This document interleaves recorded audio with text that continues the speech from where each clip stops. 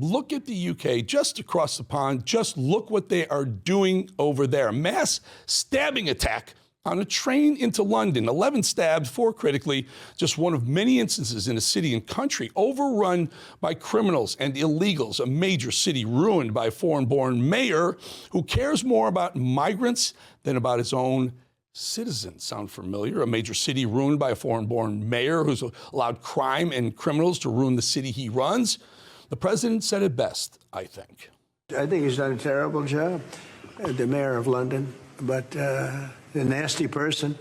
I think he's done it. I think he's a friend of mine, right? No, I think he's done a terrible job. Oh, and the country's supposed leader, Keir Starmer, well, his reaction to 10 of his citizens being brutally stabbed, deeply concerning. Deeply concerning, you say? Not disgusting, not outrageous, not this shouldn't be happening, and I will do everything in my power to stop something like this from happening again. No, none of that. Just deeply concerning, appalling. Okay, way to go. The only thing that's deeply concerning is that the leadership in that country cares more about offending people than the fact that the people, their own citizens, are being raped aggressively and killed, stabbed. Look across the pond and you'll see exactly what it takes to destroy a major city and therefore country. These are warning shots fired directly over the American bow. Wake up, they're telling us. But will we? Will we even listen? London already gone. New York about to be gone. London's mayor, Sadiq Khan, is an exercise in the quickest way someone can destroy a major city. And Zohran Mamdani, apparently up next for New York. Most importantly, I am a proud member of Queens DSA, New York City DSA, and the Democratic Socialists of America. We are special as DSA electeds not because of ourselves. We are special because of our organization. We must understand that it is far easier to corrupt an individual than a mass movement organization.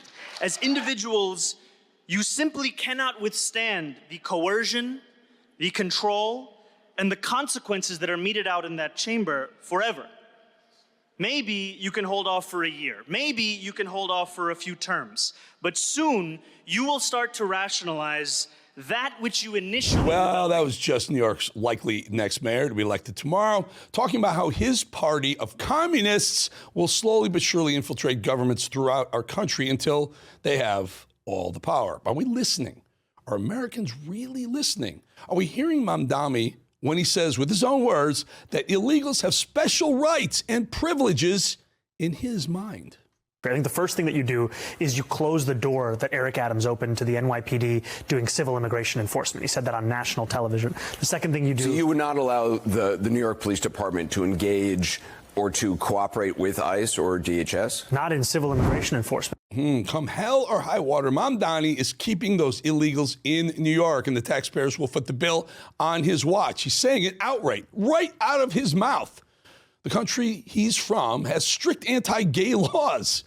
His own religion has been responsible for the stoning, abusing, and killing of homosexuals, but he's attending gay nightclubs on his election stumping tour.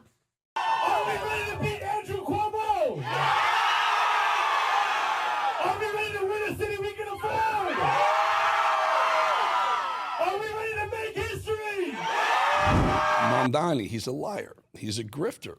He's a jihadist. We know he's a communist, a plant by the worst people, from Soros to the Muslim Brotherhood, all meant to infiltrate the government of New York and therefore the government of these United States. I've said it before and I'll say it again. New York City is done, finished, it's over, officially closed for business. Mamdani will destroy it, run it into the ground, and the president can't even do a thing to help once Mamdani's in there.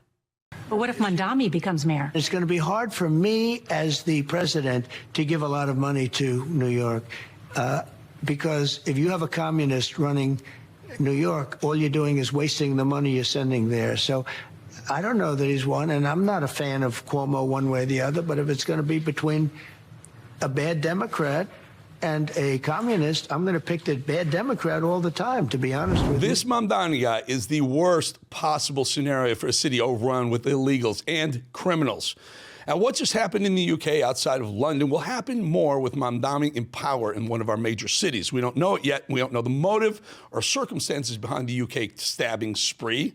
In typical fashion, they really, really don't want anyone to think that people randomly are being viciously stabbed. Well, they don't want that to be called terrorism. And counter-terrorism policing were initially supporting our investigation. However, at this stage, there is nothing to suggest that this is a terrorist incident. Yeah, maybe not, but can you blame everyone for thinking it is, at least domestic terror, right? The country has let terrorists and criminals have their way. Homegrown and foreign-born terrorism ruling London. Folks, electing people like Mamdani in New York, Omar Fattah in Minneapolis, we're fostering the very same thing right here on our own soil. We already have the likes of Ilhan Omar at the top levels of our U.S. government in the House, and it's only spreading like wildfire because we're turning a blind eye to it.